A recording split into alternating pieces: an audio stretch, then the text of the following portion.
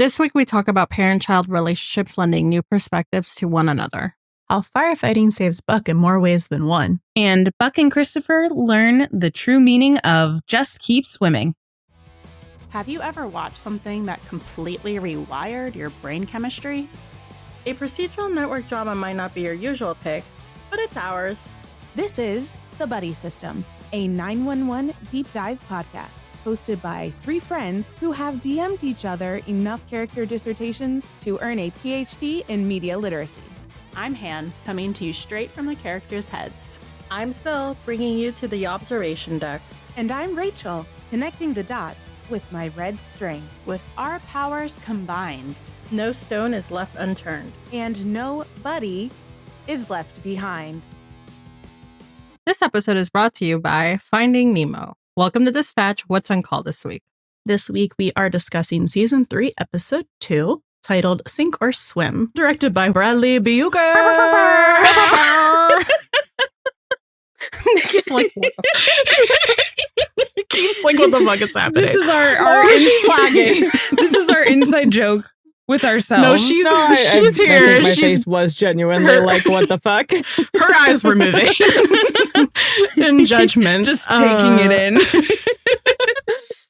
Directed by our man Bradley Bucher and written by Juan Carlos Cotto. Hey. It originally aired on September 30th, 2019. Kind of like what we saw in last season, Season 2 with the earthquake. There are some calls of the week within the greater general emergency, and the general emergency is tsunami. So within that, the emergencies that the tsunami causes, we see a mountain climber in the attic where Maddie tries to help a caller who drowns in his attic after the wave. Shipwrecked, where a couple who were about to get married on a boat that got washed inland, leaving both the groom and his future stepson skewered to the boat with a radio antenna. And then we have Buck and Christopher's fun day at the pier, which is washed away when the first wave hits, but they find refuge on top of a fire truck belonging to Station 136. And then the kind of secondary emergency that is a larger emergency is the car crash. And we see Athena and May get into a multi-car accident and have to rescue people themselves while the first responders are otherwise occupied with the tsunami and unable to reach them. So we're in it. We're in the tsunami. So we are fully in the tsunami now. And before we get into our general thoughts, we have a special guest to introduce. The most special. The specialist. The true MVP. Correct. I wasn't going to say anything. I was just like, it's me? The most special? Okay. It's you. It's Yes. Niki. Oh, it's me. Our very, very good friend Niki is with us for this episode as a guest host, commentator. Of her own volition that she chose to do and agreed when we totally asked her and didn't just tell her. Mm-hmm. It was happening. Right. Yes. Yeah. So, Niki, This was my idea. This was I not a thought. hostage situation. depends who you ask, right? Blink as much as you want. Most of the audience can't see you. So, we've known Niki for a number of years now. Well, Niki, why don't you tell us about your experience and how we got here? Tell us the road so far. The road so far. Yes. Oh, how we got here? Like today? Okay. So one day, Scylla was like, so what's happening with these firefighters on social media? Mhm. And I was like, I don't know, but it's kind of everywhere. And then the three of you proceeded to begin your journey at various moments and politely into also joining the journey. Politely But I is very was- generous. Thank you. Well, because you guys were doing that thing where you're like, we're not going to demand it because then she's not going to do it. But also I was very aware how much you wanted me to do it. So I don't know how well it worked. But I was like, guys, be chill. nobody move. And then one day when Hurricane Helene had happened and I had been without power for a number of days and I ended up at a friend's house who did have power and was, experiencing TV for the first time in several days, decided that I chose chaos. And so I started the first episode. I started the pilot and then proceeded to harass them with very out of context reactions to the pilot while they were actively recording. Yes. And I don't remember which recording that was, but there were the 6-hour recording where we also took a break and we were like looking for because I think Instagram Ryan and Oliver stuff. were also causing chaos. Yes, they were. The ADHD was ADHDing for all of us, and then we were like also being attacked from all sides. Yeah, we were like, wait, Nikki's watching 911. Hold up, and like everything stopped. Yes. Well, the best part about it was you guys being like, what are you doing? What are you watching? What do you mean? What are you talking about? What are you watching, Nikki? I was like, I don't know, a show. Something. A show. And it dawned on us and we were like, shut up. We have that recorded. We do have that recorded. We're going to have to find it. We should actually maybe release it and like insert accompanying clip. this. Yes, actually. It's like, wait a minute. Like we were like, nobody move. No, so real. It's happening. I think Syl was the first one to catch it, to be honest, because she was definitely the first one who was like, wait. We were trying to decipher. I don't even remember what episode you were on. I just know that I unfortunately have 2 devices. I can see all of my text messages and I am aware what Niki is doing. I think it was the pilot episode because you said something about like a pipe baby and we were like, wait. Yeah. Yes. And that's what clued us in. The toilet baby. Mm-hmm. Mm-hmm. It was September 28th and I started the conversation by saying, I think someone flushed a baby down the toilet with the gif of the guy that's like slow blink. The blink dot blink, gif. Yes, blink, blink, blink. Yes. Yeah. There you go. September 28th. And then in the middle of the night. It was the middle of the night. And then we were like, okay, keep going, but stop the process after season 2. Oh, yeah. So because we were like, okay, we need like experience your experience of the tsunami arc firsthand. Mm-hmm. Correct. So we also did. And then I faked you out like 3 different times. Yes. Because I thought it was the end of the 2nd season and it was not. So we were like, hold up. Don't continue watching past the finale of season 2. And we gently, politely bullied you into watching a marathon of all 3 episodes of season 3 together. So we will have that live reaction of Niki up on our YouTube. Niki watching, or like first time watching Tsunami arc. Yeah. So we'll have that to put up in as well. which we're not obnoxious at all going. Oh yeah. Before things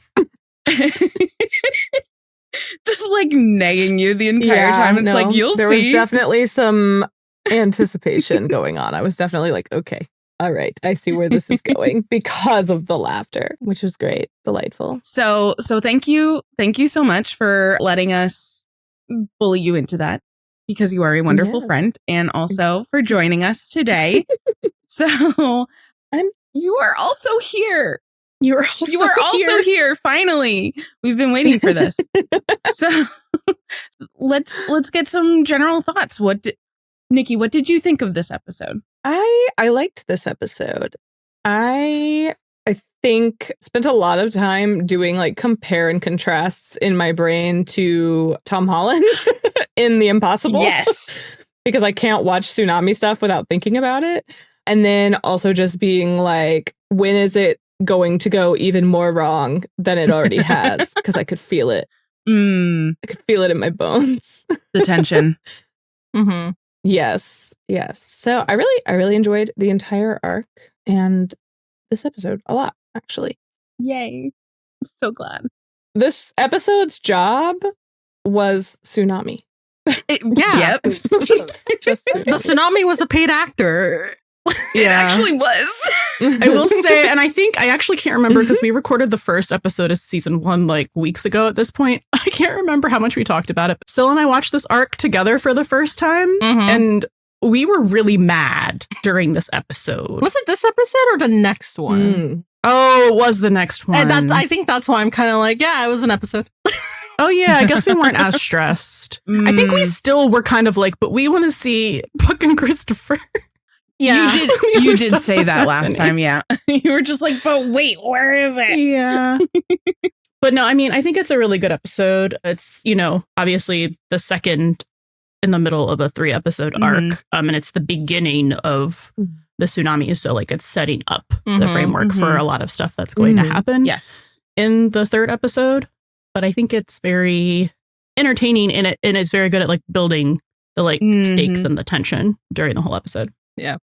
It's your typical setup episode. It's like the middle child.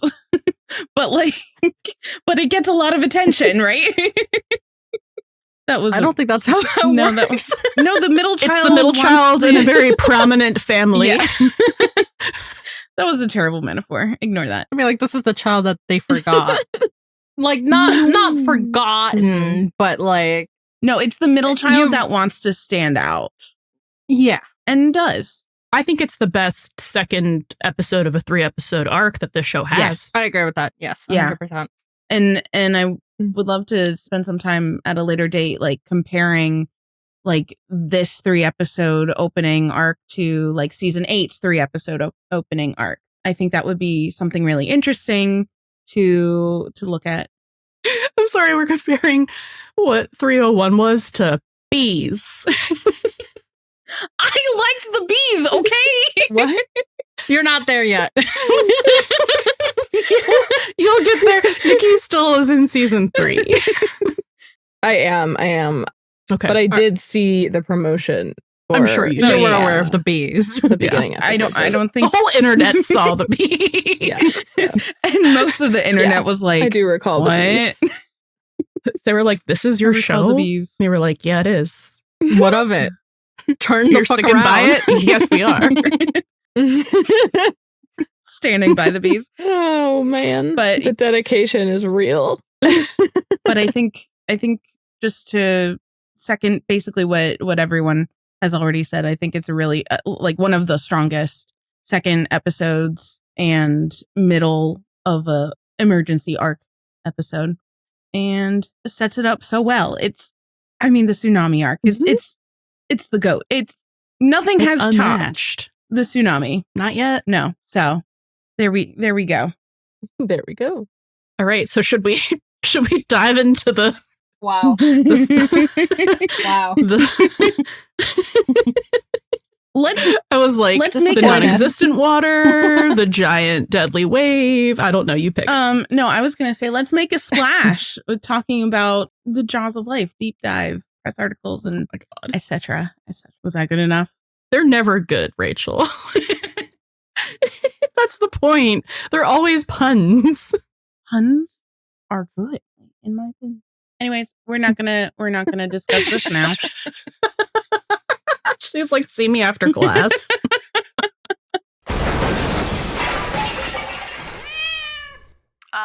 We're gonna need the Jaws of Life over here.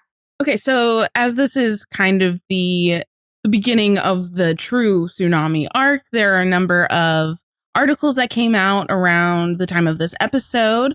So there were a couple interviews with Oliver Stark. There's one from TV Line and there's one from The Wrap. And it's all very similar, but I did want to highlight that in both of these articles, Oliver Stark kind of talked about how it was working with Gavin McHugh, who plays Christopher, while doing this like really big emergency thing, because he's a young kid, and that's like it's very physically demanding.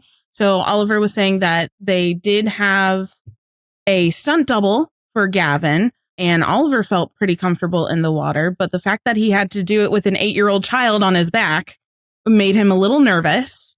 And, they did a couple scenes with the stunt double, but once it came to doing the scene with Gavin, it was like a whole other kettle of fish. Not my pun. That was his. Is that a British saying? A kettle of fish? I've literally never heard kettle of fish in my life. It's a normal saying. I've never heard it before literally ever. It's normal.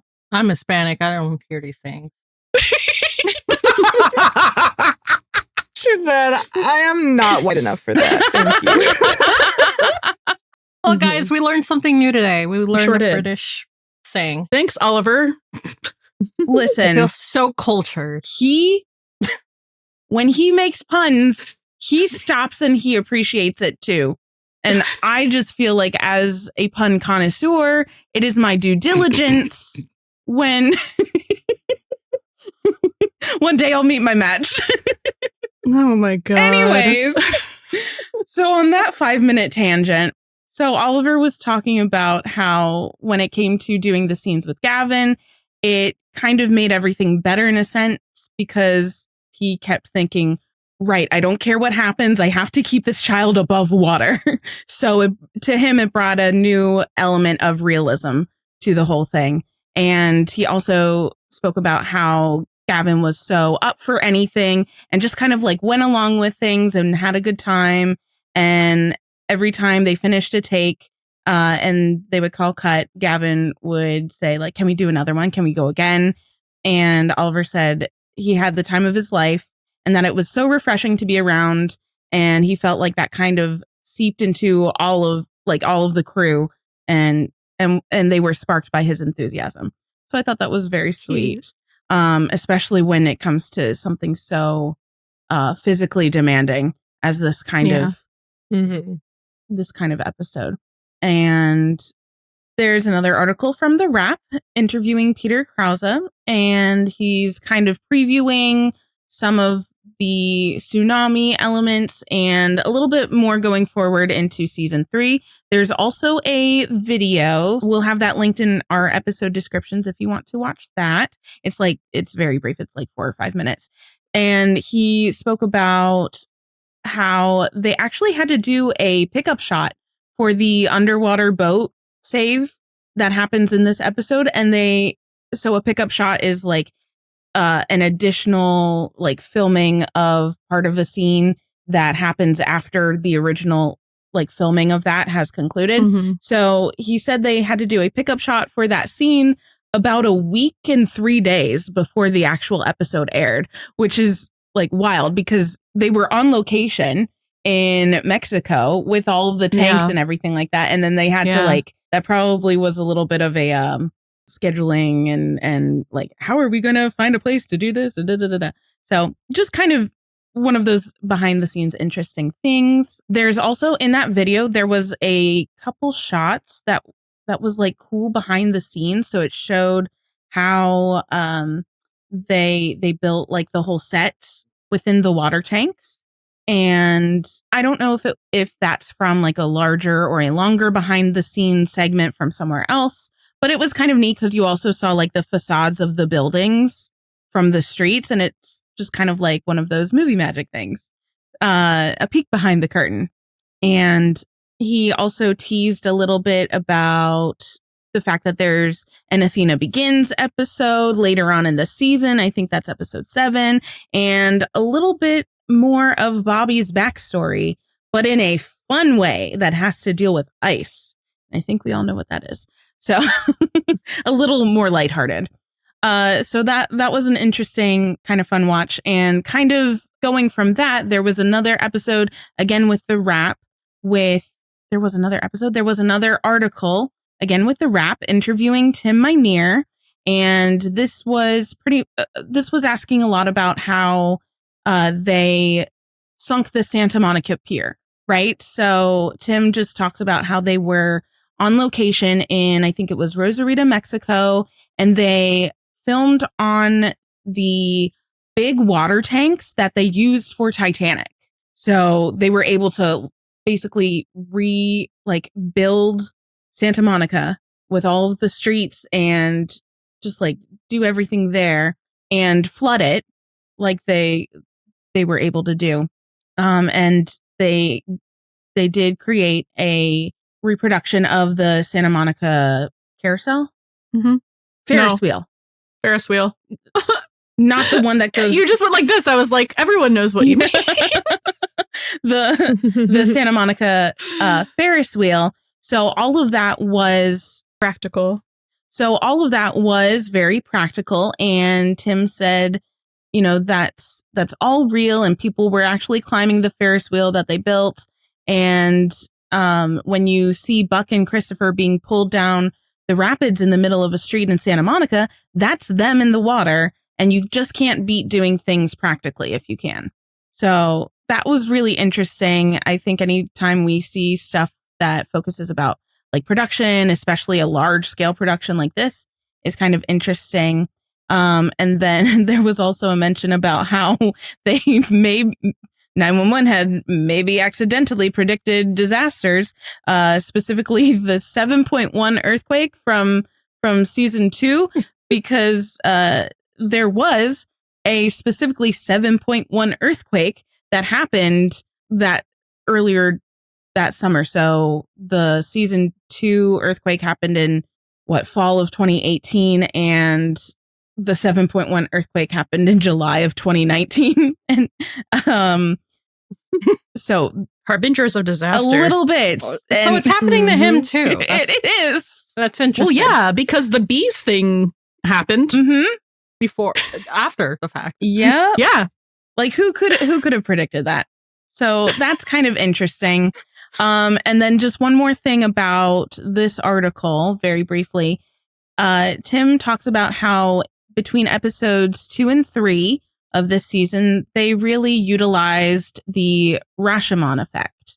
And that is the phenomenon of the unreliability of eyewitnesses. It's an effect named after, and I apologize if I don't pronounce this correctly, Akira Kurosawa's 1950 Japanese film called Rashomon, in which a murder is described in 4 contradictory ways by 4 witnesses. So it's kind of used as a storytelling and writing method in TV or cinema when an event is given different interpretations or descriptions by different individuals, which therefore provide different perspectives and points of view on the same incident. So that's kind of what they've set up with, catching or like dropping in on the different characters that we see, like Charlie and Reggie, I think, the artist and the girl with the drone. And then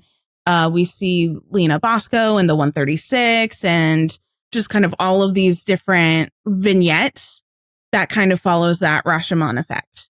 So just another narrative device storytelling tool that's why we see 20 minutes before and 20 minutes after the wave. So just something to keep in mind. Now you know what that's called, because I didn't know beforehand either. Do we have any needle drops? We have one, and this one's just funny haha.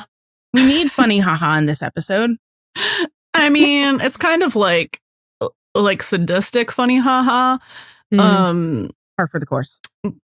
Well, I mean, yeah, but I don't think it's ever quite this bad that I can think of off the top of my head. Speaking of heads, it's Ain't That a Kick in the Head by Dean Martin. And it's playing on the boat where, oh my God, what are their names? It's Adele and Chuck. Adele and Chuck. AKA Mr. Matthews. Married. Mr. Matthews. Thank you. Do you know I only realized it this last time watching it? That was Mr. Matthews, and it's because I don't remember that. I wasn't watching the screen. I was looking away, and I heard the voice, and I was like, Mr. Matthews. William Russ, who played Mr. Matthews on Boy Meets World. Yes. Love him. Yes. But yeah, so that plays on the boat while they're getting married, and it's very much like a funny haha premonition. Or foreboding. Mm-hmm. Ain't that a kick in the head? More like, ain't that an antenna in the abdomen? I mean, the whole song is about being lucky because you're in the person that you're in love with is in love with you. But there's not a lot of luck happening in this episode, especially not to these people. I mean, lucky that they survived, but sure. But the whole getting impaled on the but yeah, so just a funny haha, and I don't really need to dissect the lyrics. No, but a good song if you don't know it for some reason. If you're a youngster, If you're one of the youngins listening to us, please go listen to Dean Martin in Was general. it the Dean Martin one or the Frank Sinatra version? It's listed as Dean Martin in the credits. So if it's actually Frank Sinatra, then that's on them. So going into our red string corner, I've connected the dots. You didn't connect shit. So there's a couple parallels I think like to point out.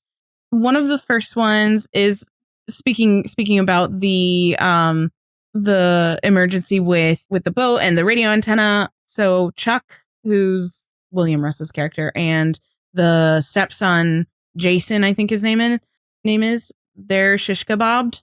And isn't that kind of like Grey's Anatomy? So it's very similar. Well, not very similar because like it's a completely different emergency.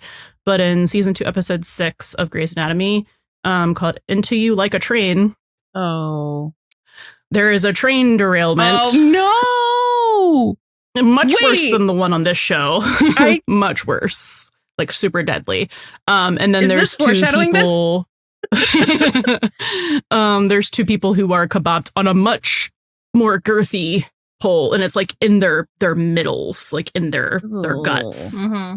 Weren't they like facing each other, or were they facing? They were away? facing each other. No, thank you. Anyways, okay, so there's a parallel there between Grey's Anatomy, and I did also want to mention, or maybe have Niki speak a little bit more about the Impossible movie, which was from 2012 with Tom Holland, and that was about it was based on a true story, wasn't it? Like a family's experience during the 2004 tsunami in the Indian Ocean. Yes. Thomas Holland. He was a wee lad in that movie, so tiny and vulnerable and being swept away. And I couldn't help but sort of be like, I was watching Christopher because Tom, while he was older than I believe the actor who plays Christopher is at the time that he filmed Impossible, he looked like a baby. Yeah. Like a little baby. And so I was like, oh my gosh, the difference in the way they are reacting to the situation that they're in. It kind of went along with all of the thoughts I was already having about how they're trying to set Christopher up as like being so optimistic and trusting, and especially in Buck, like it doesn't seem like there's ever a moment where he's afraid that Buck's gonna let something bad happen to him, as opposed to poor little Tom's character who's just by himself. Doesn't he get separated from his brothers as well? Yeah. Trauma. Major. Yeah. So yeah, I was kind of doing a little compare and contrast of that, and it did help kind of hit home like the relationship and bond that Buck has with Christopher even then. Yeah. And the trauma bonding of the experience, I'm sure. Oh, majorly. I know. And it's so funny because I think you bullied me into watching that movie with you. I did fucking bully you into watching The Impossible. I was like, we're going to watch, we're going to watch My Boyfriend. But like, not that version of him. You know what I mean? I know. Like, let's go through his filmography from long ago. Yeah. Yes, thank you. No, I got you. Yeah, and I was like, she was like, I don't tsunami stuff or natural disaster movies. I don't like sad things. I don't like sad things. Didn't she say the same thing about Cobra Kai?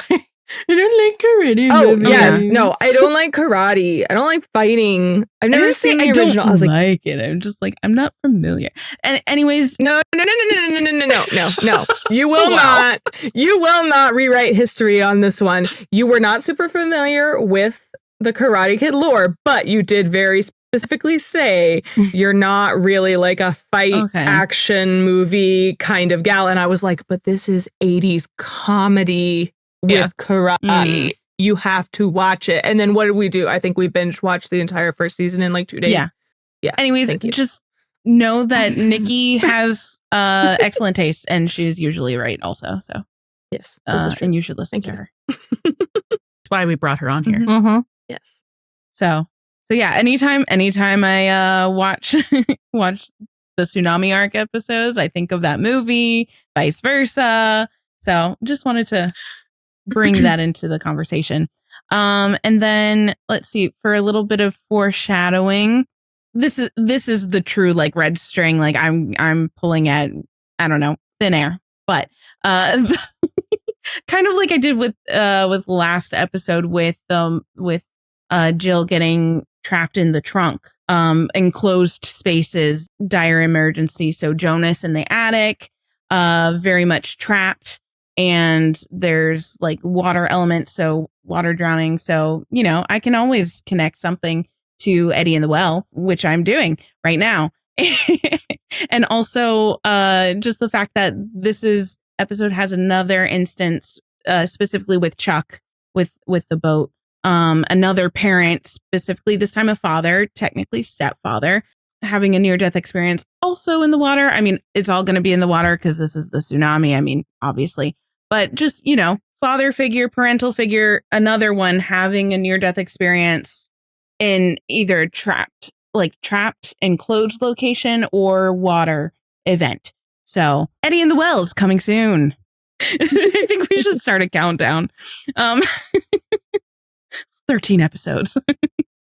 All right. And then just briefly, I know we've talked about this occasionally, just kind of when there's something to bring up, but the whole color theory of it all, we've mentioned before that Buck's color is red. So this episode, Buck has, well, it starts out like a pinky salmon-y shirt, but when it's wet and waterlogged, it turns very, very red. So, and this is also like concurrent with Buck doing what he's meant to be doing, which is saving people. And it wasn't his red, his color, until it got saturated with the water. And then we also see Chris in his typical yellow color, but it also has with a little blue stripes. And so that kind of connects it back to Eddie as well. And Eddie is in, well, it's the uniform blues, but like blue is still his color. So I'm counting it.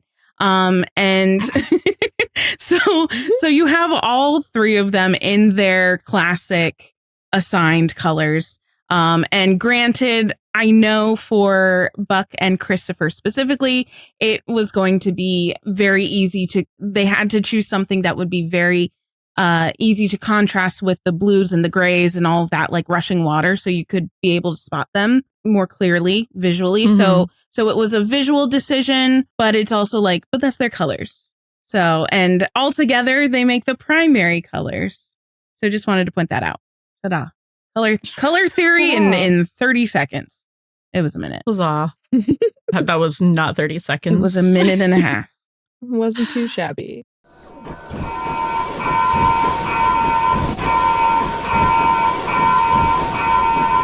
Flashover. Okay, so let's drift right into themes here. So I think it's pretty apparent and apparent. Jesus Christ. I did not do that face right. Sil is not even amused. She's literally just like, where's my fucking dinner, guys? I'm ready to. That was bad. It was serendipitous because I was about to say it's pretty apparent that that's why I laughed. that season three is dealing very much with parent and child relationships. We saw that introduced in the last episode, the first episode of season 3, and this gets continued. We see a lot of emergencies with parents and children. So we get like Athena and May, we get Chuck and Adele and Jason, we get Buck and Christopher, obviously. That's just going to be very pervasive. So keep that in the back of your mind. I also thought that one of the main themes of this episode specifically was about life perspective. So it's kind of in like gaining life perspective through gaining life experience, because we see a lot of specifically coming from like the parents or the parent figures where they're trying to like assuage the child, or about different things. Like we have Athena talking to May about like, you know, finishing your college application's not the end of the world sort of stuff. So stuff that, you know, as a parent or an older person would have more life experience, and trying to kind of instill that a little bit to be like, you know, things aren't the end of the world. And then gaining new perspectives, like Jonas on the mountain, gaining perspective from that. And even Buck gaining new perspective, learning from Chris. So learning experiences, seeing life in a new way, that kind of thing. There's also kind of going wherever the waves take you, right? In a literal and metaphorical sense. You don't really want it to take you too far in the literal sense in this way, but just kind of like going with the flow and Go with the flow. Mm-hmm.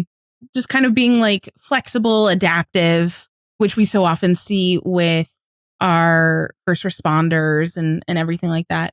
And then kind of similarly, just like Dory, just keep swimming. So there's another instance in the second episode of season 3 where we see that idea of just keep fighting, right? Just keep going, and resiliency. So we see that kind of with everyone in this instance. Who's cooking? So who's cooking? Because it's not us.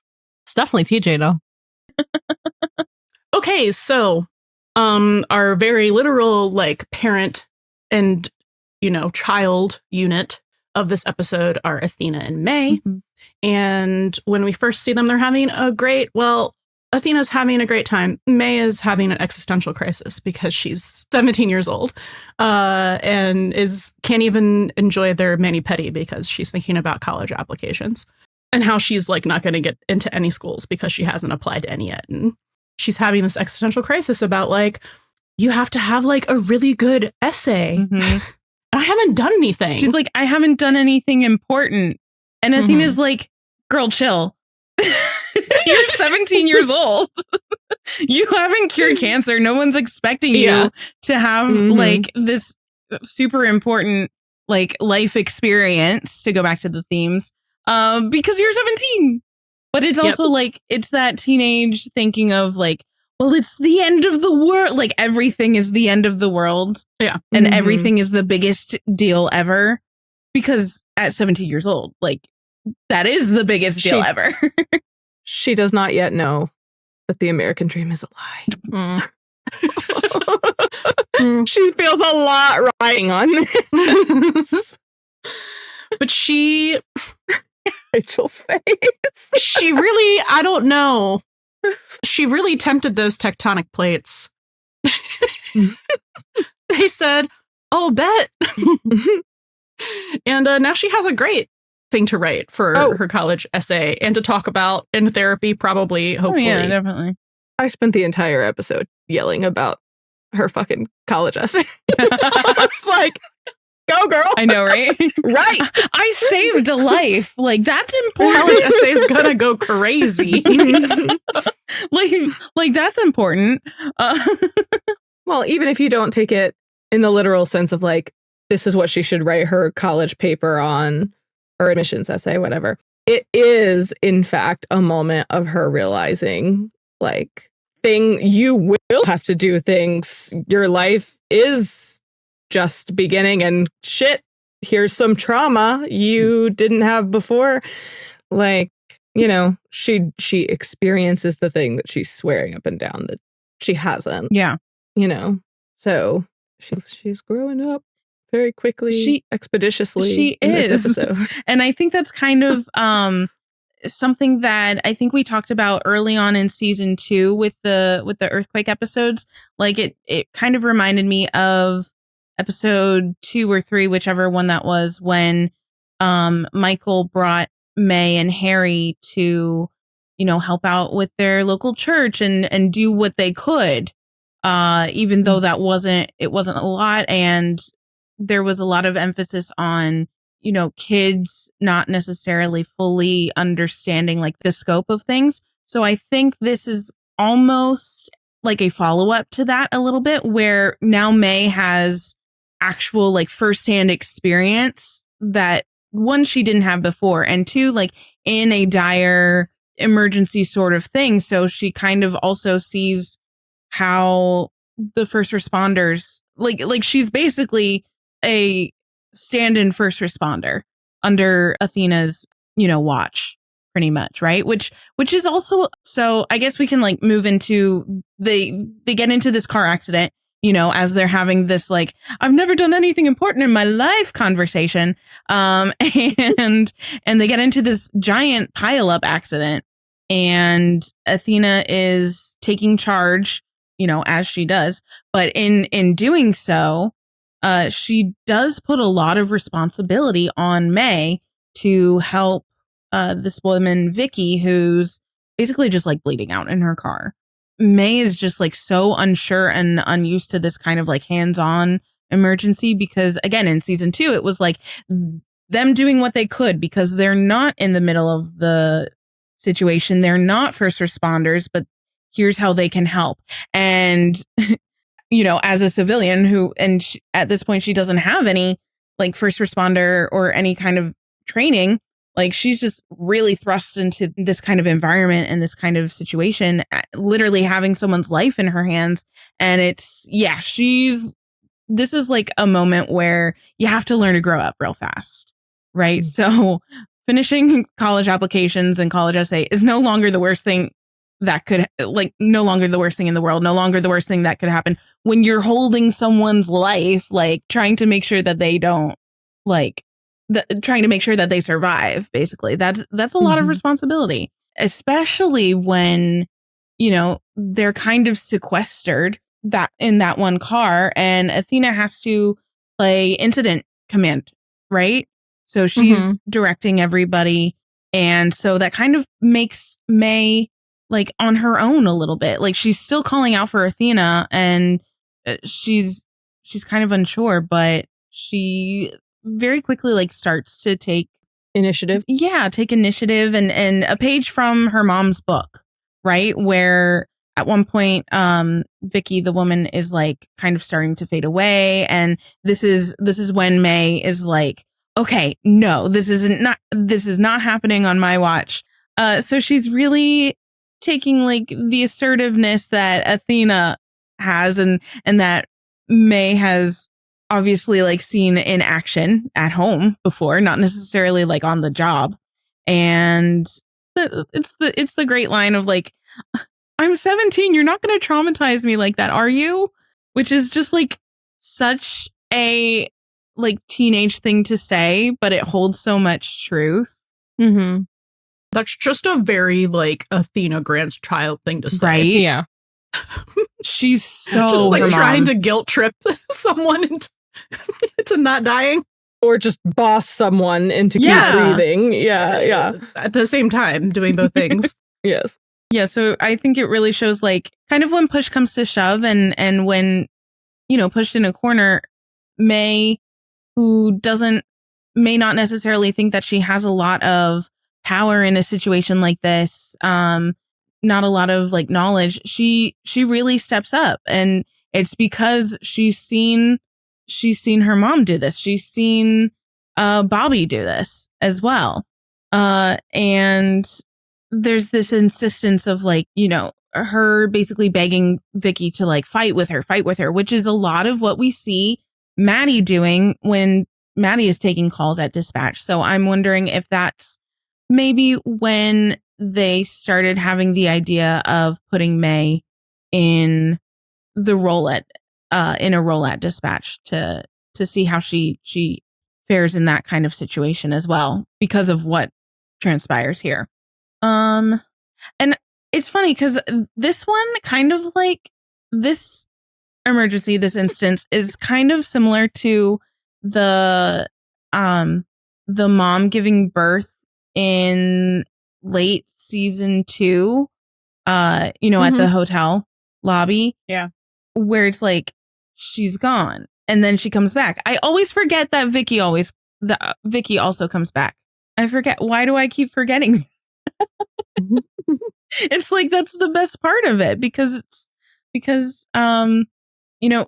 she's alive because of May and because May stepped up to the task and May didn't give up and it's like this really beautiful moment that we see between May and Athena afterwards after like realizing that Vicky was still alive and gonna pull through and May just kind of collapses. It's that adrenaline crash of just kind of like catching up with her. And you really do see how scared she was. I mean, you kind of see it through the whole thing, but she does a good job of like trying to push forward, just keep swimming through the fear. And it's that moment where, the main emergency and with the car accidents and everything is kind of calmed down and May can like let go a little bit, right? Here's the first instance of May letting go. She can be a kid again. She can be a kid again. Mm-hmm. She can lean on her mom and allow that kind of like the importance and the gravity of what just happened and what she just went through and what she was able to do for another person just kind of like wash over her. And even though she's still like, I'm not like you, Mom, Athena really takes that moment to ground May and say like, it took a while for even Athena to get there and May will eventually. And it's just like this beautiful like bonding moment. And really, I think shows a lot of May's character in such a short amount of time and like the potential of her character, like her character as who she is as a person, but a potential character like within the narrative of the show moving forward as well. Mm-hmm.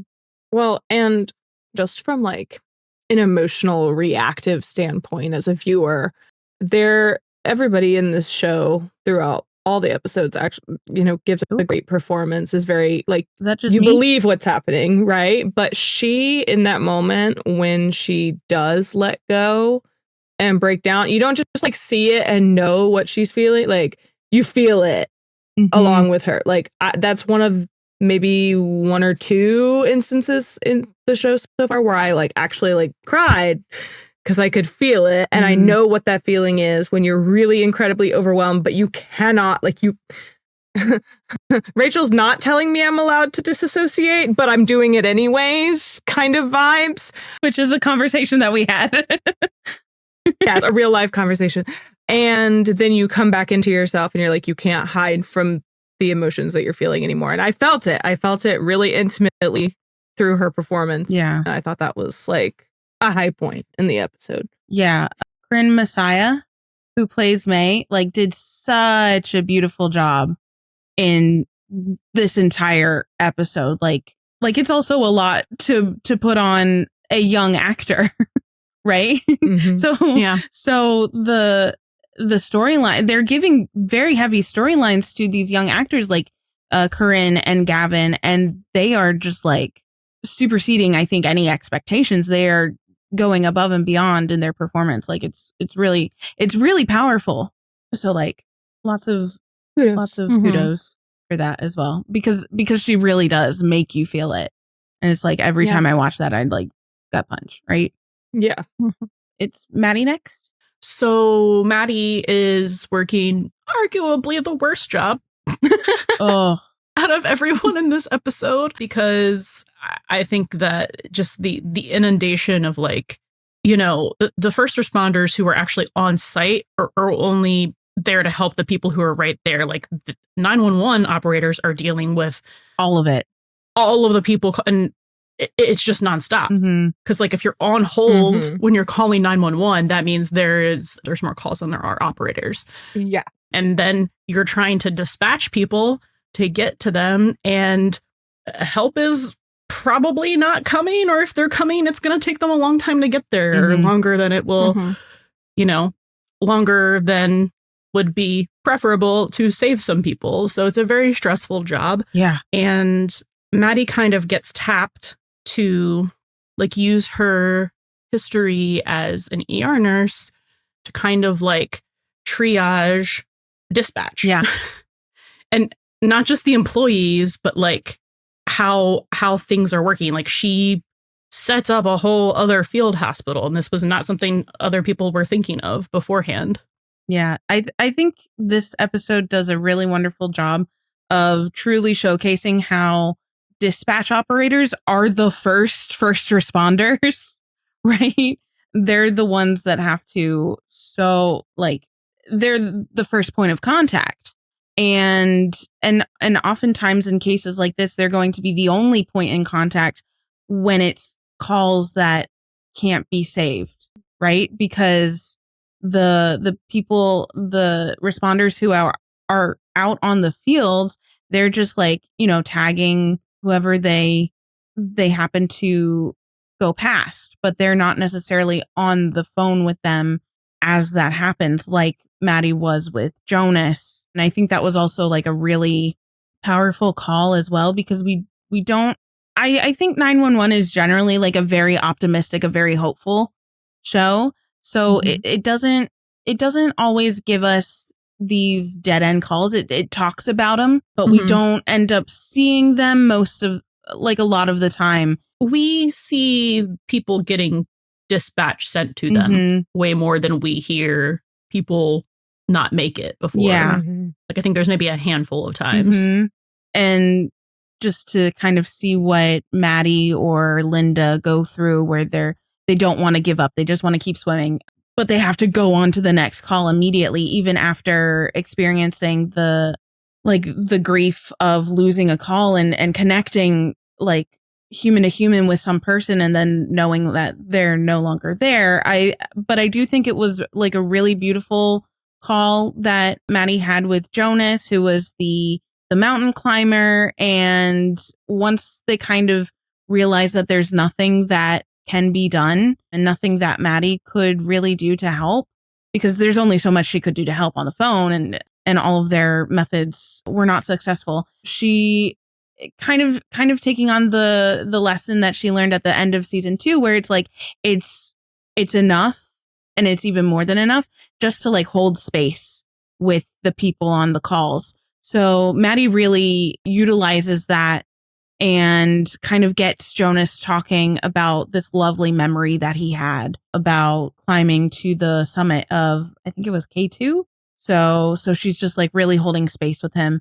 And then she has to move on to the next call immediately. And like, God, that's so hard. So you see why Sue realized that, you know, all of the dispatch operators do need to be triaged, because they're also people, and they need to be able to help each other before they can help anyone else.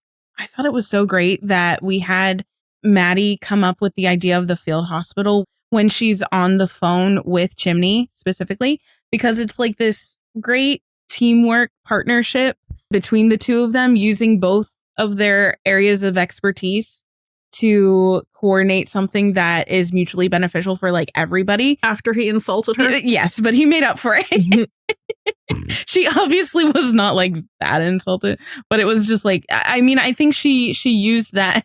She used that more to like figure out, okay, well, it's not working out on the field. How can we make things move smoother? But I loved that team up partnership that they had there, where they were kind of like going back and forth with each other, brainstorming, because it kind of reminded me of how Bobby and Athena tend to team up and do like their little detective work. And so it's just like another instance of true partnership in that sense as well. Not going to bring up the elephant in the room at this point, but maybe, that's what we could say in Slow-burn. Yeah, and when they're on the phone with each other, you know, they do take a minute to check in, and you know, the professional aspect is kind of put aside for the moment, and Chimney asks how Maddie is doing, like actually, and it's this deep concern, and you see how their relationship is growing and how easily they're able to lean on each other in that way as well. Also, famous last words. She's like, "I'm so glad my brother's on blood thinners and isn't anywhere near this mess." Oh, yikes. Yes. Love that. You know, after she got so mad at him in the last episode about not talking about the what he thought were cramps and then just being like, I'm not angry, I'm just disappointed. Evan. She was angry. No, she was very angry, but she was absolutely angry. She made that known. So we're going to kind of lump sum talk about the rest of the 118 together because there's not too much going on with them outside of, you know, their jobs. Not too much to talk about like with their arcs, but just to touch base a little bit with Bobby and Eddie and Ten a little bit. Mm-hmm. So we see them before the tsunami hits at a hot dog stand. I think so.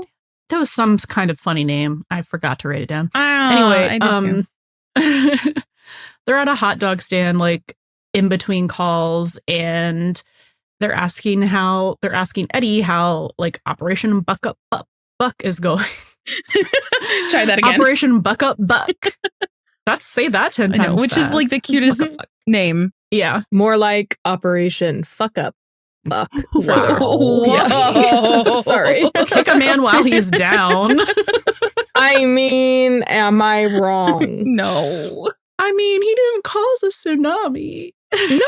No, but he's gonna be fucked up over it. Oh, yeah. Well, yeah. He was already fucked up, though, so. I know, but now it's more fucked up. It went further. More trauma. More action. No sleep. More trauma. More all of the TikTok sounds mushed together. Yeah.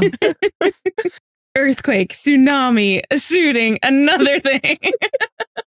And another one. Eddie's basically like, yeah, like I got him out of bed and Christopher's with him. And this just made me think like, was this a plan that he came up with them? Or did he like tell them about his brilliant plan when he went into work? Oh, he absolutely was like, guys, I'm a genius. Yeah. I have this brilliant idea and it's going to work and I'm going to tell you why. And they were all like, you know what? Probably. No, it will probably work.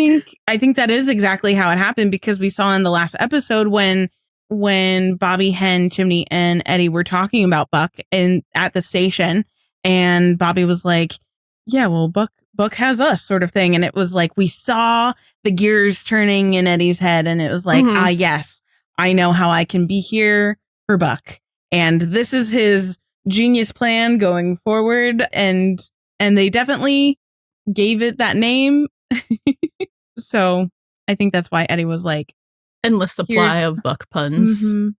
And it's like, here, it's going great so far. Hooray, it's working. Yep. Isn't it great? They're going to go to the movies. They're like nowhere near this. It's awesome. Famous last words again. Oh. Yeah. Then we see them like arrive on scene and there were just two moments like that cracked me up specifically with Bobby in this episode. Where like they're pulling up towards the boat, right? Which is very obviously there in the middle of the street right in front of them. And Chimney's like, right over there, Cap. And he's like, yeah, Chimney, I see it. Trying to be helpful. and then they're like in the open water pulling, like it is open water at that point. It used to be the pier, pulling up Bobby and Eddie are in the boat pulling up to the Ferris wheel. Yeah. He's like, Cap, are you seeing this? He's like, yeah, it's kind of hard to miss it, Eddie. He's like, I shouldn't have sent Hen away. I should have made him stay with me. Right? It's like, now I got to deal with these guys. Like, yep. I mean, that is kind of typical Bobby humor where it's just a little on the side of morbid and like dark humor. It's like, yep, I see it. Like he leans into he's that. The most like, it's so funny because he walks this line between like the like gallows humor, the dad humor, and then the sarcasm is there somewhere in between. It's like this perfect triangle, like of Bobby Nash humor. Yeah, but he cracked me the fuck up. There was also a line about between Bobby and Chimney about what was it, like Jacques Cousteau before he went into scuba diving, whatever. Never mind. I know what you're talking about. Yeah, I thought that was really cute. It was a cute reference too. I really forgot what that story was. I looked it up. Is it like a sailing across the no. Yeah. He was Jacques Cousteau was a French naval officer, oceanographer, filmmaker, and author. So just another example of like Chimney being the pop culture king that he is, and kind of like connecting with Bobby on that level as well. I miss the Chimney Bobby stuff from kind of season one. Yeah. I kind of wish they would do more with that. Oh, Chubby. that it cracks me up. Will always be famous. Chubby will always be famous.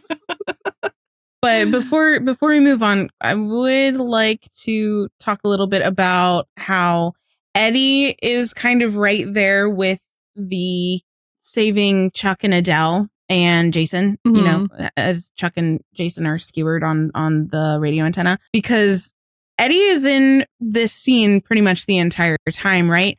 And but he's kind of in the background when Adele and Chuck are talking to each other, and Adele, or the mom, is like, no, I don't want to leave him. And Chuck is just kind of being a little like self-sacrificial and telling his fiance / wife, maybe, whether or not they finish the ceremony, that like she has to go, and they have to save Jason. And he tells, I think, is it Bobby or Eddie or Hen, one of those, that Adele may be the love of his life, the love of Chuck's life, but her son Jason is the love of Adele's life. Right. Yeah. And I was just like, all this entire scene was just like so very Eddie parallels to Eddie and Shannon with like the husband and wife dying or almost dying and having to let the other go.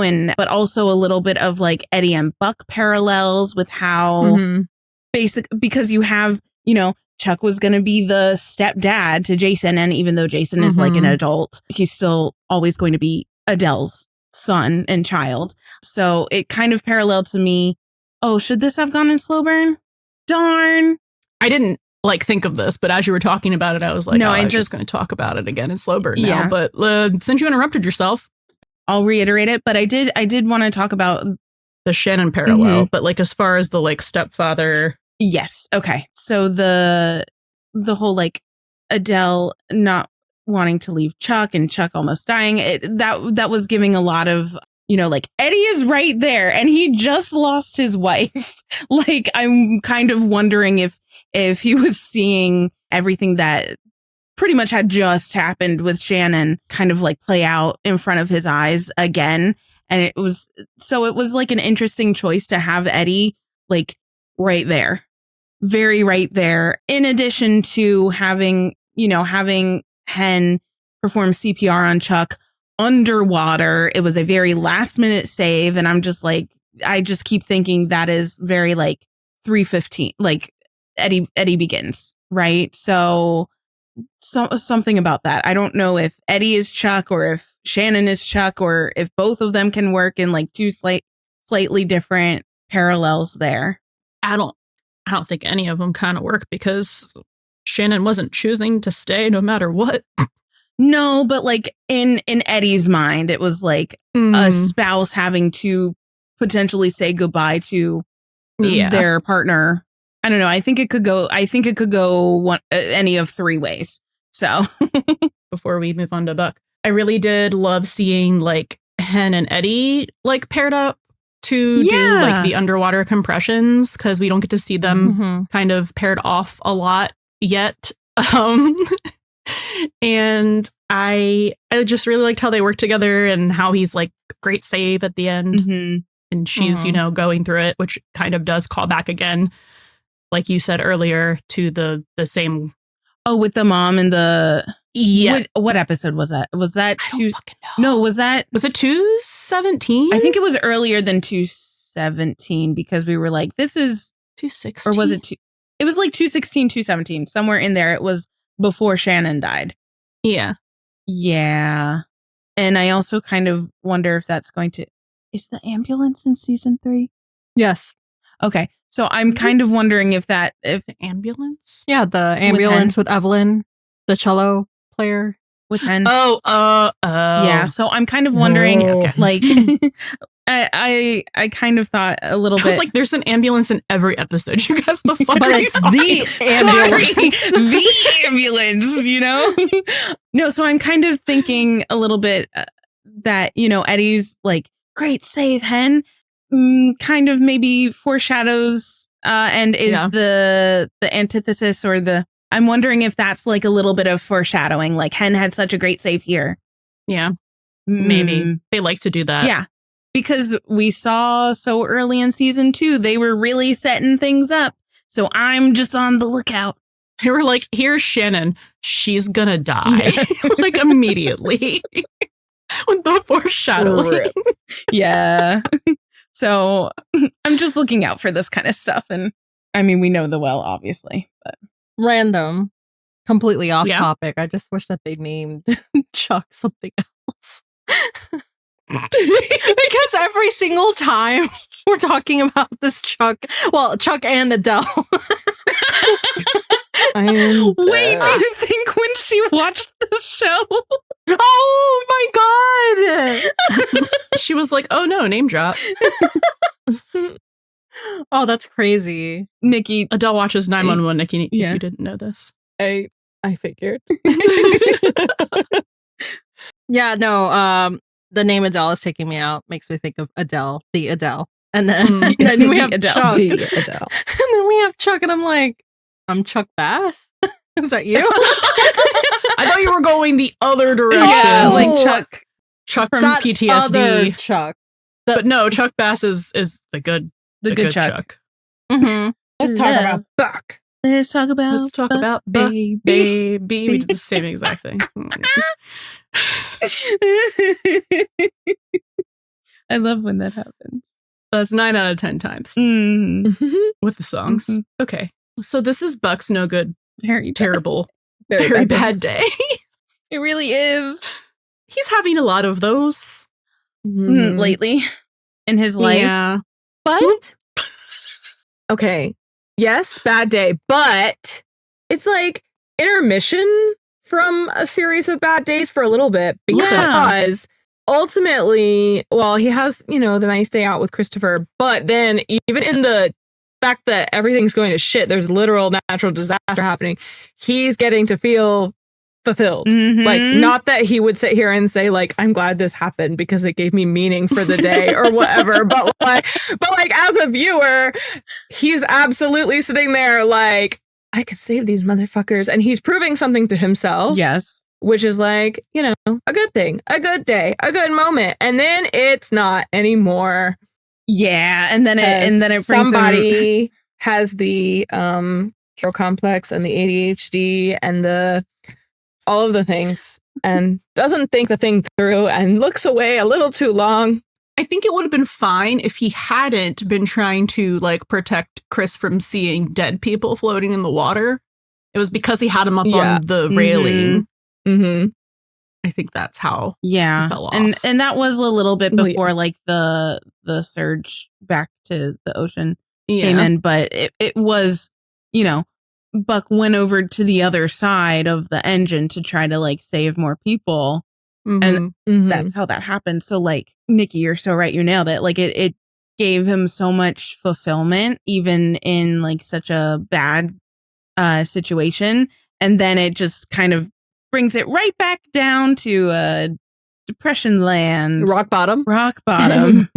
Rock bottom. Exactly. Ugh. So it's like, he really can't catch a break. Like it was getting better. It was getting better, even amidst like really bad circumstances. And then back down. Awful. One would say it was kind of like a wave. You know, it grows and then it goes back. Like crash. The wave Of crash. emotion Yeah. also. And I get all of the shit for my puns and metaphors. Uh-huh. I was about to say that was more of a metaphor than a pun, but That was a Okay. metaphor. That was not a good pun if it was. It's not the quality, it's the quantity. So anyway, he comes up with this idea when he is running down the pier. find a little bit of shelter, which I guess was smart so that they weren't hit with the direct force of the wave. But like the motherfucker puts Chris in there, and then he does this thing that I fucking hate in action and horror, where he just stares at the oncoming thing, and I'm like, thank you, Sil. And I've watched it so many times, and every time I'm like, fucking move. Like, what are you doing? Standing there, you don't see that big ass wave coming at it's you? right up there with the end of the world storylines where like they're in a city and there's very clearly people running and screaming in terror this way, and you're just like where watching you just came from, running and screaming for terror, and it's just like, what are we It's doing? the trope. It's What are the we doing? classic Yeah. honestly, I get it. me, seated. No, you know what it's giving? It's giving If I die, I die. it's giving 70s disaster movie trope. Yeah. So Which is Tim's It's favorite. Tim, my yeah. And this was this was Brad Bucher. So like I'm projecting that they're besties. So completely baseless charge. every time I've just decided. I have decided. No, because like every time or almost every time it's a Tim written episode, it's Brad directing. So they work in tandem a lot. Yeah. So because those tend to be like the opening disasters or like the big episodes. So I don't actually have the numbers to prove this, but I feel like Brad Bucher is the most credited director on this show. No. He did so many. all the manys. Directed so many. Yes, he did the action thing that you hate. Yes, And he then did he the jumps action thing over. that I hate. In And the then he nick of time. finally jumps in there after Christopher. And then we see him, trying to find the surface, which I feel like is really fucking impossible to do. And not just like in a tsunami, but in any kind of like tidal wave to try and find the surface again. But anyway, I'm attributing to him being able to actually find the surface with like how crazy that water looked for him to his SEALs training, which I love to bring up, even though it was literally a throwaway line in season 1. I love to bring that up. No, any and you given minute, should. but I am able. because that would, I think, really give him a leg up on. Oh yeah. Yeah, and SEALs would have made training him go, is insane. okay, I need to find some sort of shelter, some sort of something so that we don't get the direct like impact of the wave. But yeah, then he's just very much in his element, even though it's not something he's ever experienced before, because he's just doing his improvising thing. Like there's added stress because of Christopher. Like there's a lot of added stress. He's in that like high pitched dog bark No, he really is. frequency range several times in this episode, at the beginning and then at the end, because of Christopher. I don't know not how he for didn't any lose his other voice. people. I don't know. That's a great question if we can ever ask a random question. Or I wonder if there was maybe a little bit of time because they were filming on location and this was so early in the season. So these were probably the first 2 episodes that they filmed in their block scheduling. And then I wonder if it was a little bit of time in between. Sorry, I'm just thinking out loud. But yeah, so he's in his element. Like Niki mentioned earlier, he is back in his saving people, helping people. The family business. The family business mode, and just improvising with the very little resources that he has around him. The universe delivered him a fire truck, ironically, or helpfully, you decide. No, can we talk about that for a minute though? Like the metaphor of using the fire truck as a life raft. Okay.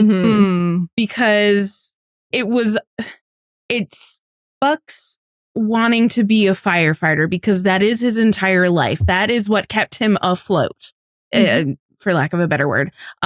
For for like as long as he's been a firefighter, like that is his life purpose. That is what he wants to do. That is where he finds meaning in everything.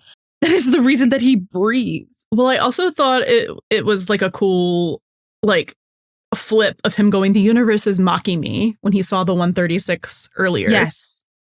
And now it's like kind of like a flip of that, and a flip of like how the universe heard May going, I had nothing good to put him My admission essay in the universe being like, bet. And for the universe to be like, oh, you thought I was mocking you? Okay, well, yeah.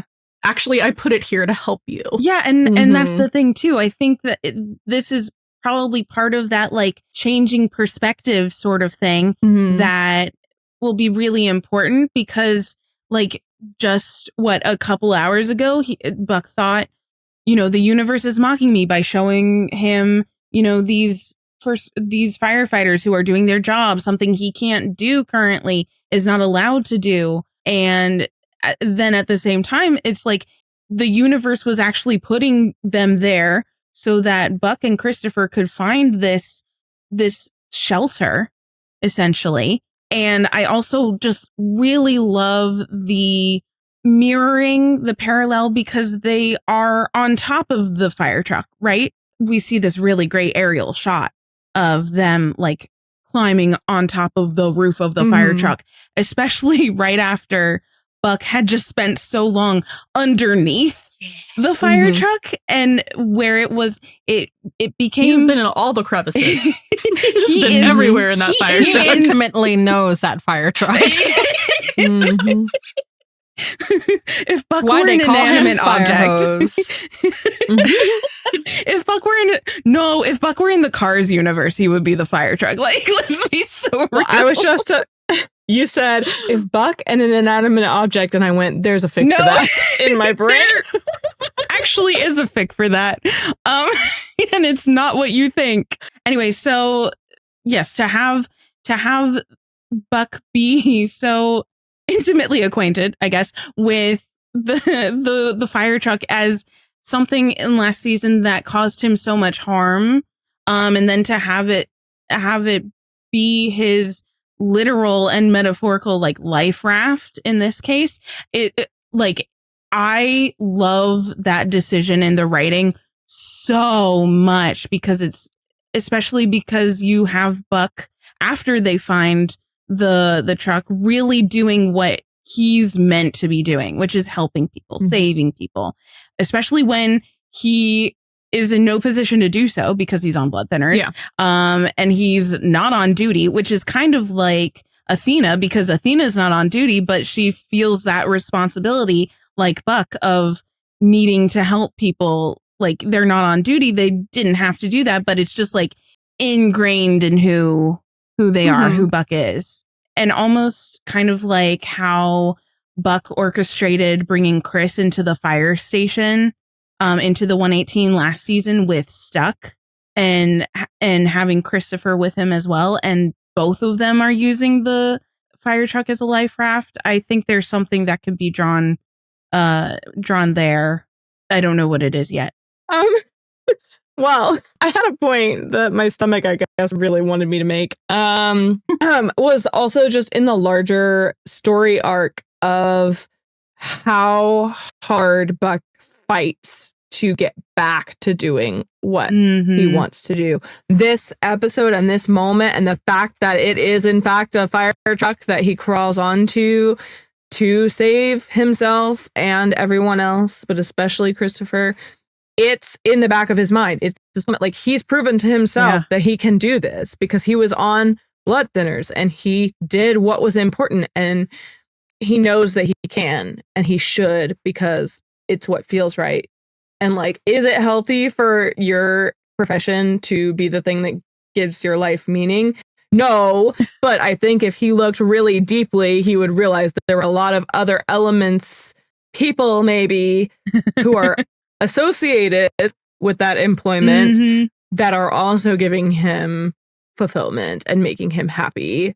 And that's why it's so like on all sides, he has to do it to the point of where he does the thing that he's not productive in terms of like his relationships to try to get his job back. Right.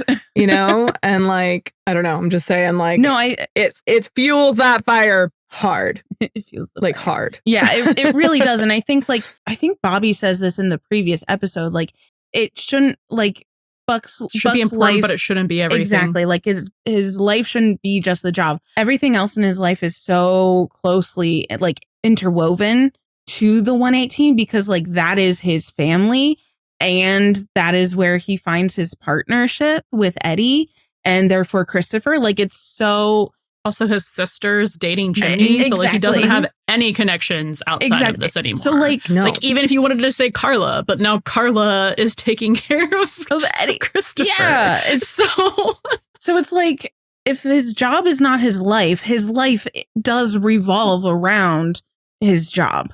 The people The at the people job. at the job. Exactly. So that makes it really hard for him to kind of realize that there can be a separation there. I think he just has self-worth issues in general. Yes, too. Definitely. But like I just like take away all of that. If I lived through this tsunami and ultimately like saved the kid that I was supposed to be taking care of and saved a bunch of other people, and then you told me I couldn't come back to my fucking job after all of I that. would be pissed. That's for sure. Oh, yeah. Yeah. No, Absolutely I not. absolutely relate to what he is feeling and going through because that's some No. bullshit. yeah. No, he survived a tsunami when so many people other wouldn't. And not only did he survive it, He was helping hero. people while he was like actively bleeding the fuck Yeah. out. He was doing the job unpaid. Mhm. Yes. Honestly, give him back pay for that. Are you Right? fucking kidding me? Where's his medal for the tsunami I stuff? know. Like we never see anything about that. And it's just like did he get any commendation about that? I don't think At so. all? I mean, No. he never gets his They badge can't. ceremony either. No. Like, legally, they couldn't. Yeah. Like, not to bring real life into No, it's it, okay. but that would be fucked. You know, like, they wouldn't be able to do it because Then they'd have to do it for everybody who did something. they have heroic. to, well, and they have to acknowledge anything that happened to him in that as being part of like on duty Mhm. responsibilities. As opposed And to had just he a gotten civilian. more hurt, you know what I Mhm. mean? Like, Also, technically, From an HR perspective. he quit during this time Right. period, even though Right. Bobby didn't turn in the paperwork. No. So true. I he didn't even just really continues think to about make that part. decisions for him. Mhm. I know, which is confusing because that was kind of a Yeah. decision that he made for him, and then I know.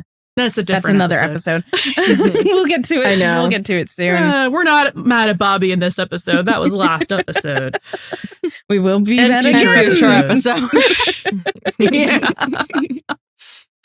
Yeah. But yeah, so Stop trying to tell me how to live my life.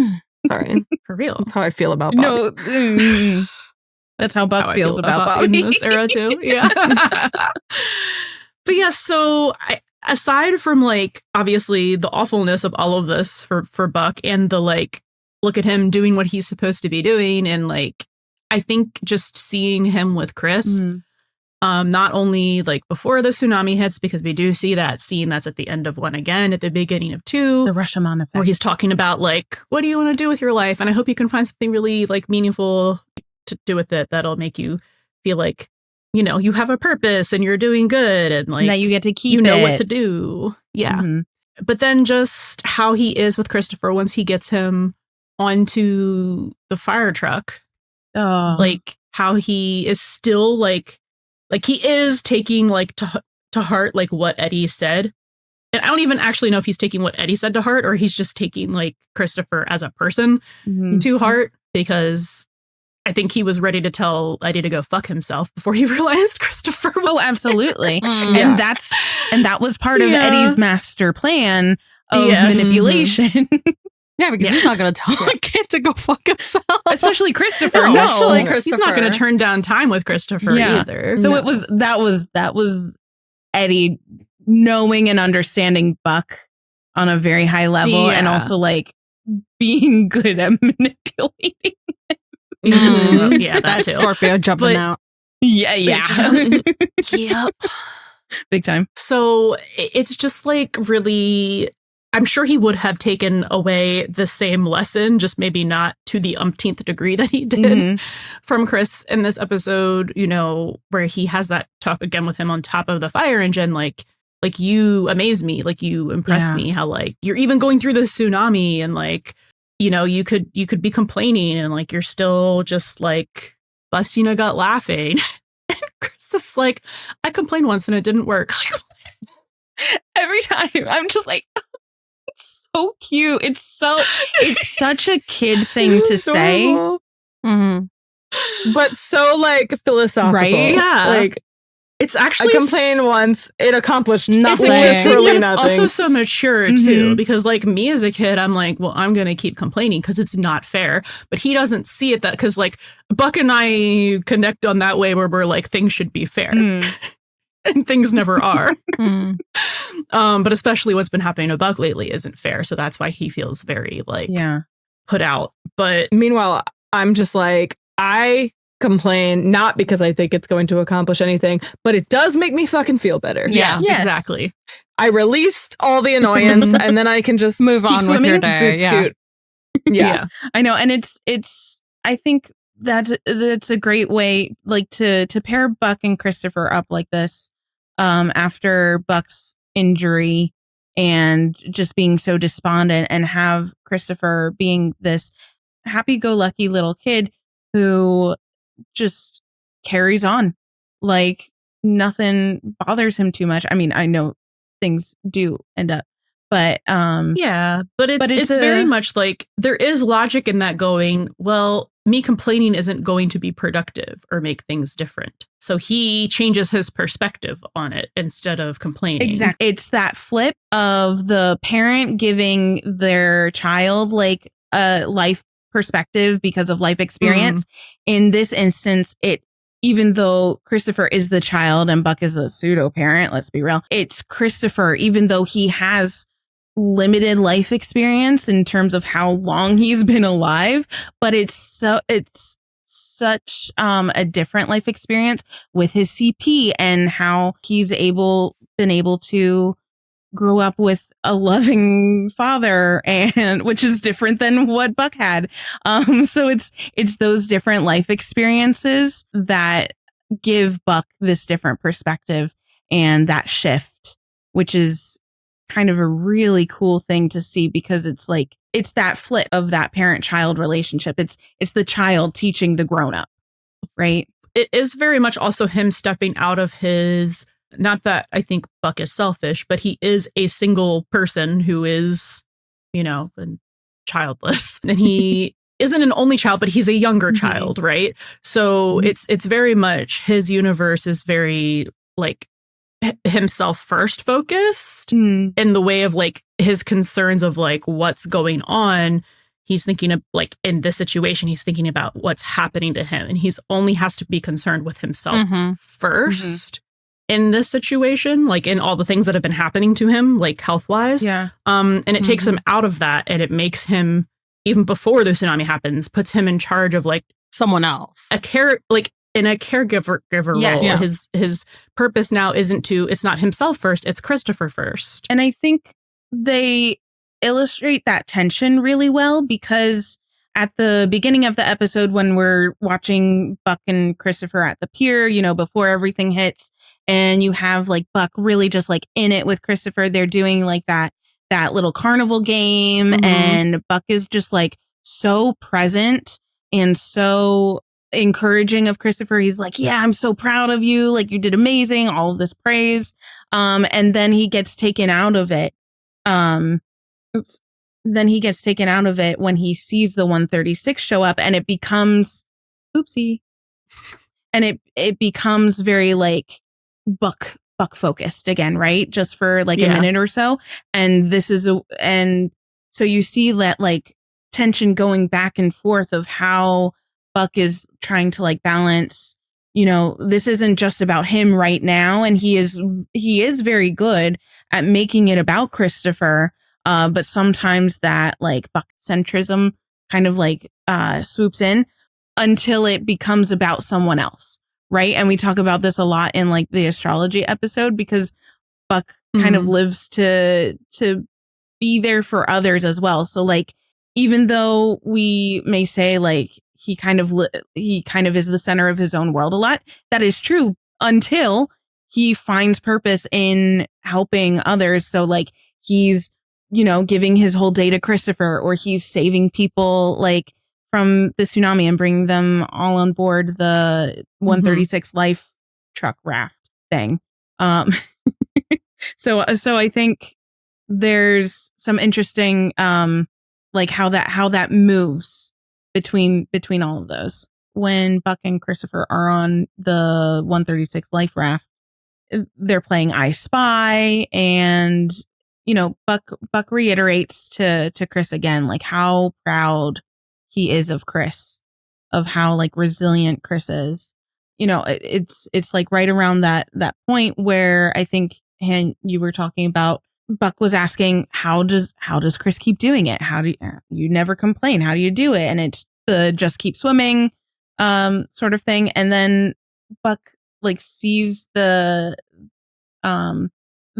people starting to float by who are no longer with us, and the way he like shields Christopher from some of the horrors of this kind of tragedy is basically doing what any parent would do, doing what any parent would want for their kid as well, which is kind of it's a little bit of a parallel to Athena and May, but May being older and she can handle it even if she's not ready. But since Chris is still so young, like if you were older, it probably would have been a little different.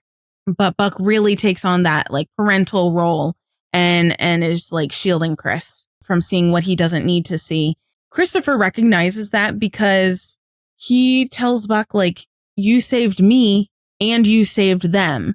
And Buck is like, we're a great team. We did it together. So he like praises Christopher about how proud he is, just like he did at the beginning of the episode. But it's kind of for different reasons now. It's like more about resiliency, more about, before it was just like they're playing a game and they were doing really good. And now it's about like stuff with more like gravitas, like these are important life lessons. And he's really proud that Chris knows like how resilient he is and recognizes that Buck is doing what Buck needs to do. Right. And in so doing, I didn't bring it up, or like I wanted to bring up just like a little snippet from one of the articles that I talked about in Deep Dive. This was from the interview with the Rap with Oliver Stark, and talking about, at the very end when Buck, when they lose Chris, when Chris like goes overboard pretty much, and Buck making the decision to jump in after, even though it's extremely dangerous to do so. Oliver Stark said in this interview that it becomes for Buck more frantic and more chaotic because at the end of the episode, he obviously loses Christopher, and it becomes this searching that he has to go through where it's almost worse than the fact that it's not his own child. Like if you lose your child, then you're screwing up your own life. But if you lose somebody else's child, you're screwing up your life and theirs. So there's like this responsibility there. And there's also, it's no longer online because Oliver Stark deleted his Twitter account. But there's a screenshot that we've seen before. I included it in our notes where someone asked about, how much Buck loves Chris. And Oliver tweeted, he said, there was a moment in the tsunami with a lot of discussion when we were making it. At the end, when Chris falls in, I wasn't sure if it was the best to jump into the water after him. The director, which was Brad Bucher, told Oliver that it was essentially suicide to jump, but he'd do it for his kids. So Brad Bucher said he'd do it for his kids. So Buck did it too. And I think that really just like emphasizes how much how Buck feels responsible for Christopher, how he takes his guardianship and role as a pseudo parent so seriously, especially because it's not just Christopher, but Christopher is Eddie's as well. He was already freaking out before he fell back in the water. Yeah. Because he was like, your dad leaves you with me alone for one day. He's never going to do it again. This is what happens. Yeah. I think it's interesting that there was even like a little discussion about it, about like, well, is it best for Buck to jump in? Like, what's the motivation? What's the purpose of like his drive to do so? And it's like, well, obviously you do it for your kids. So Buck's going to do it for Christopher, who is not canonically, who is not technically his kid, but they're setting it up. But they're setting it up.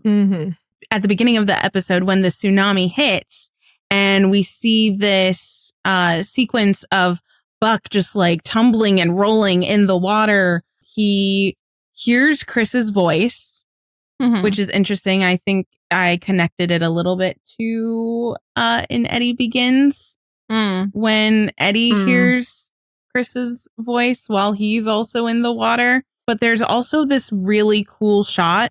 I think when Buck is submerged and he's just like tumbling around before he surfaces, it's like an upside down shot. So like at the bottom of the frame is basically the surface of the water. So it's flipped, right? So the depth of the water is above and the surface of the water is at the bottom of the frame. So it almost looks like Buck is diving deeper, but the next shot, the next frame is him resurfacing, is taking that breath of air at the surface. And I kind of thought that was like a really interesting, just like visual shot. But then when I was rewatching this episode and when Maddie is on the call with Jonas and Jonas is talking about making it to the summit of that mountain, and he was like, it was like looking down on the sky. And I thought that was kind of like an interesting tie to like something visual that we saw. I don't know what it means. I just thought that was really interesting. And the fact that like it kind of happened twice, one visually and one in exposition. But I thought that was an interesting shot. Really cool. That's all.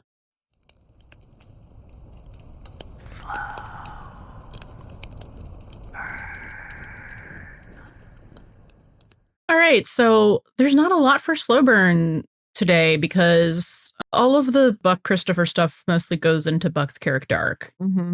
But we're going to parallel becoming a stepfather by marriage because that's just gay. Because he can be a dad without being romantically involved with Eddie. But because there's this parallel here that they totally did on purpose and we're not drawing conclusions from. Not at all. Not at all. Not at all. No. We're going to talk about it. I think I brought it up a little bit when we were talking about Eddie and just watching Adele and Chuck just being like that whole thing happening and parallels to maybe Eddie thinking about himself and Shannon. But it can also very much be paralleled to Eddie and Buck and Christopher because of what Chuck says, that Adele may be the love of Chuck's life, but Adele's son, Jason, is the love of hers. And that was really, I think, paralleled because we always see how Buck puts Christopher first when he's caring for him. And that is also very much how Eddie feels. So like Buck taking that, how Buck follows in Eddie's footsteps in that way. But that sounds like something that you could totally hear Buck saying. Right? But it would be way different because he does, he has been in a parental position with Christopher since he was a kid. But like, if he hadn't been, or even regardless, if it came down to it and like Chris was trying to fight him on something like that, he'd be like, absolutely not. Yeah. It's positioning someone in a chosen parental role, right? Yeah. Because Chuck is not only marrying Adele, in essence, I think you could kind of relate this to Bobby and Athena and Harry and May as well from the end of last season when Athena was like, it's not just about Athena and Bobby choosing each other. It's about Athena and Harry and May choosing Bobby. It's Buck it's Chuck. Did they do that on purpose? The rhyme. Adele, Eddie. I don't. Me and Chuck. I didn't pick. Yeah, that I didn't think about until just now. No, they do rhyme. That's kind of funny. Interesting. I mean, even though like we've been, I think you could parallel Chuck to Eddie as the one that's, dying and has a kid to look after. Basically, you could parallel Chuck to Shannon as the one that's dying. You could parallel Chuck to Buck.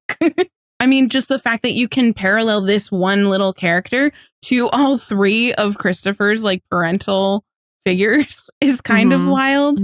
But I think what I was trying to say was, Chuck marrying Adele is not just him choosing Adele, it's him choosing her son as well, and vice versa, even though Jason didn't seem as like keen on Chuck, but like probably will be now because they say trauma bonding.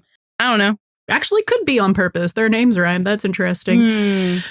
Because I don't know, they just are so intentional about how they're setting up this Buck as his like father figure, as his second father figure, second parental figure. I don't know, could be. But whether or not it was on purpose, it's the parallels definitely there. And we will have so much more gay shit to talk about next week. Can't wait. So much more. So exciting. Oh, yeah, I think that's it. Niki, thank you so much for joining us. Oh, yeah. Thank you. Thank you, Niki. For having? Yes. Is that the right word? Having? Yeah. Not for forcing you here. No, absolutely not at all. Thank you for joining us willingly. Of your own free volition. Can't wait to have you on again.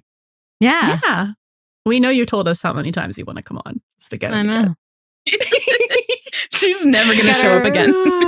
I did have fun. This was great. It was wonderful. I love you guys. I will probably inevitably be back as long as you guys don't kill me when I accidentally watch something alone that I'm supposed to watch with you, because that's what almost happened with Eddie Begin. That one wouldn't have been the end of the world. There's certain things though that you guys would kill me for. The Buck Begins and the end of season 4. That would I would personally fly myself over Slaughter there. me. Yeah. Don't watch 413. 13 and 14, sorry. 13 and 14 you have to watch with us. Season 4. Yes. Okay. Yeah. Aye, captains. Remember, don't take your pseudo son to the pier.